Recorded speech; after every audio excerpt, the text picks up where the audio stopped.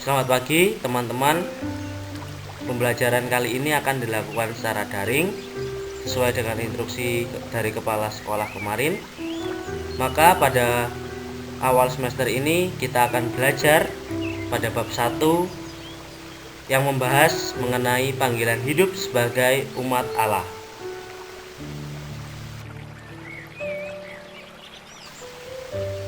Sebelum kita belajar dan melangkah lebih jauh, maka pertama-tama kita harus belajar mengenai apa itu definisi panggilan hidup. Menurut KBBI atau Kamus Besar Bahasa Indonesia, panggilan hidup atau panggil dan an hidup merupakan kecenderungan hati untuk melakukan suatu pekerjaan dan sebagainya.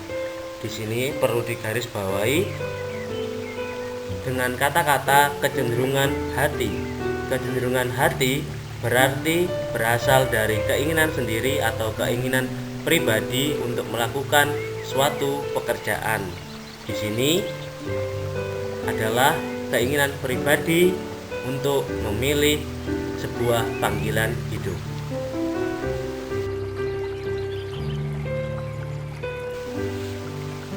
Mari kita belajar mengenai panggilan hidup sebagai umat Allah.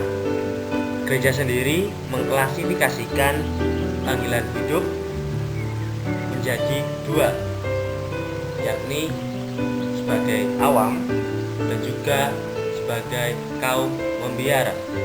Pada gambar sebelah kiri dapat teman-teman lihat bahwa ada sepasang suami istri beserta anak-anak mereka.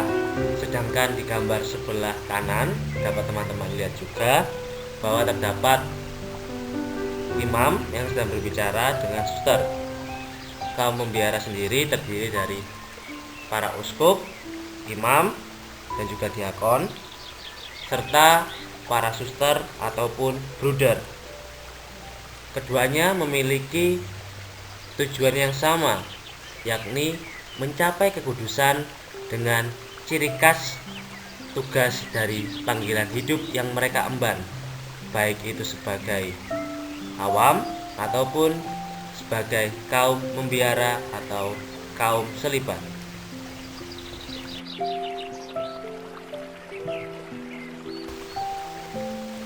Mari kita belajar secara singkat mengenai panggilan hidup sebagai seorang awam. Awam diatur dalam dokumen gereja yang bernama Gaudium et Spes atau dapat disingkat GS nomor 52 yang berisikan hendaknya umat Kristiani dengan tekun mengembangkan nilai-nilai perkawinan dan keluarga, baik melalui kesaksian hidup mereka sendiri sesuai dengan tuntutan zaman sekarang. Awam berkecimpung dalam hiruk-pikuk dunia seperti dokter ataupun pekerjaan-pekerjaan lainnya yang berhubungan dengan dunia. Apalagi bagi panggilan berkeluarga, awam yang berkeluarga, nilai-nilai kesaksian akan Kristus mereka gambarkan dalam hidup perkawinan mereka dan juga kesaksian hidup mereka kepada sesama dalam tindakan ataupun perbuatan sehari-hari, baik itu dalam masyarakat, pekerjaan, dan juga gereja. Ciri khas dari awam adalah terjun langsung di dalam dunia untuk memberikan kesaksian akan Kristus.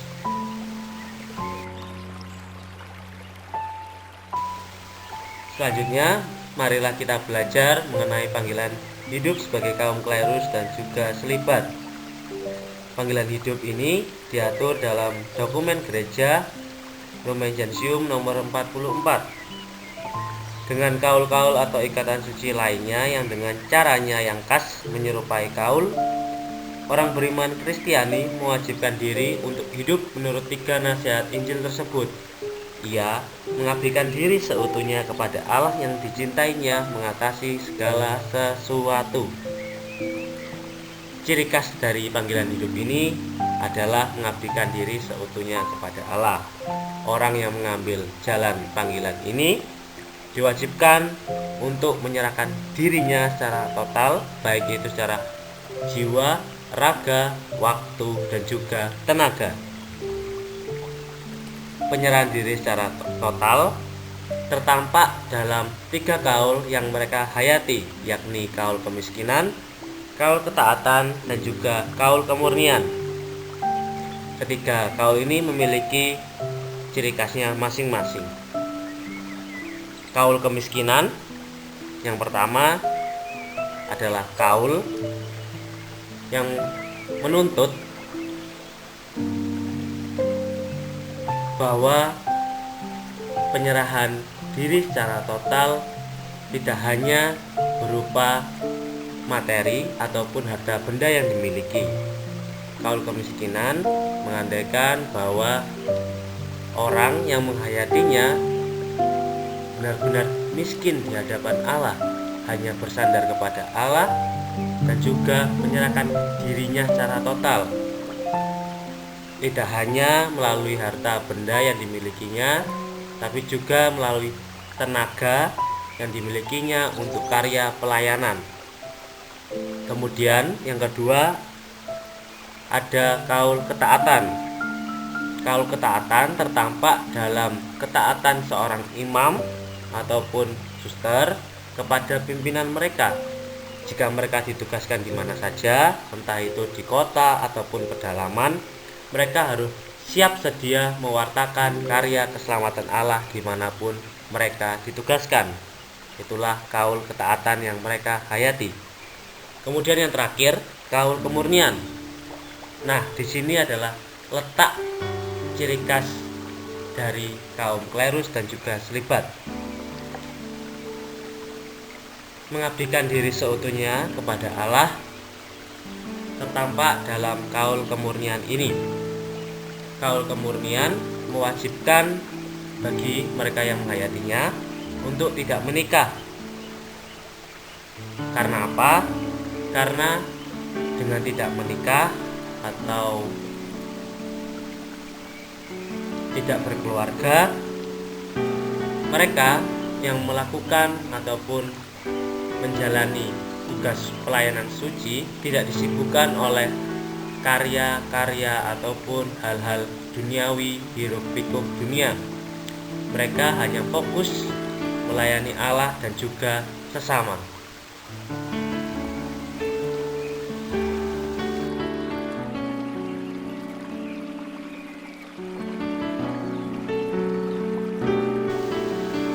Setelah kita belajar mengenai arti panggilan hidup sebagai awam dan juga panggilan hidup sebagai kaum klerus, Bapak ingin menyampaikan beberapa cara agar kita dapat menemukan panggilan hidup seperti apa yang dikehendaki oleh Tuhan. Ada 4 cara. Yang pertama, keterbukaan. Yang kedua, berdoa dan menyadari panggilan hidup Tuhan. Yang ketiga, memutuskan. Dan yang terakhir, menjalani dengan sepenuh hati. Pada cara yang pertama, kita harus terbuka pada kehendak Allah, pada keinginan Allah, panggilan hidup seperti apa yang hendak kita jalani. Yang kedua, kita harus memohon petunjuk Tuhan untuk menyadari panggilan hidup Tuhan. Yang ketiga, kita harus memutuskan. Memutuskan apa? Memutuskan panggilan hidup seperti apa yang dikehendaki oleh Tuhan kepada kita.